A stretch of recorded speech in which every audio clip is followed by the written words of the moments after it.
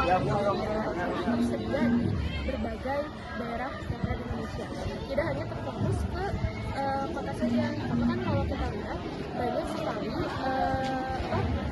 kayak lapangan kerja bisa kurang, sehingga banyak sekali orang yang Indonesia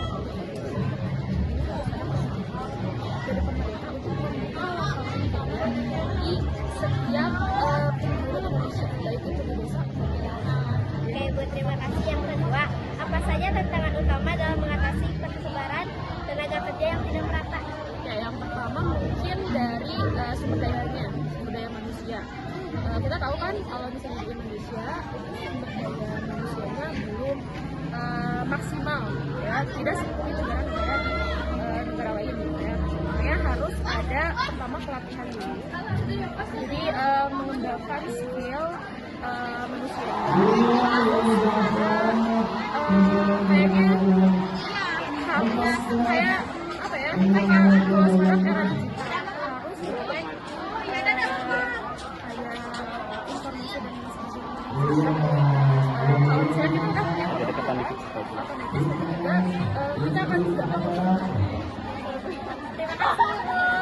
Bapak, di sini pertanyaannya, bagaimana tanggapan Bapak tentang masalah persebaran tenaga kerja yang tidak merata di Indonesia? Jika ditanya masalah persebaran tenaga kerja dan daya serapnya mungkin itu ya, itu sebetulnya masalahnya bukan masalah saat ini saja, dari dulu sampai hari ini juga permasalahannya hampir sama dan kecenderungan belum selesai. Dalam artian tidak semua tenaga kerja itu bisa diserap karena istilahnya itu banyak hal-hal atau faktor-faktor yang melatar belakanginya. Dan sekali lagi itu bukan pekerjaan mudah bagi pemerintah ataupun misalkan lembaga-lembaga pemerintahan untuk menyelesaikannya.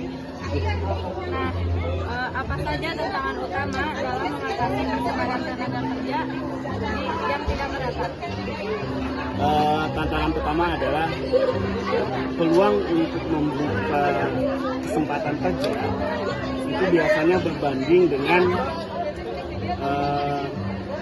tempat kerjanya itu sendiri. Jadi dalam artian begini, apakah pemerintah menyediakan peluang lapangan kerja? Tidak.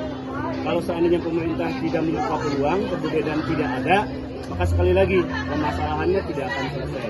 Itu yang pertama. Yang kedua, permasalahan yang paling utama adalah tidak meratanya sumber daya manusia. Jadi ketika industri membutuhkan spesifikasi pekerjaan khusus, peminat lapangan kerja tidak ada, maka otomatis tidak terserap. Jadi harus sebanding antara lapangan kerja dan lapangan kerjanya itu sendiri. Itu seperti itu permasalahannya. Bagaimana tanggapan Bapak tentang masalah persebaran tenaga kerja yang tidak merata di Indonesia? Tergantung otonomi daerahnya. Lanjut. Apa saja tantangan utama dalam mengatasi persebaran tenaga kerja yang tidak merata?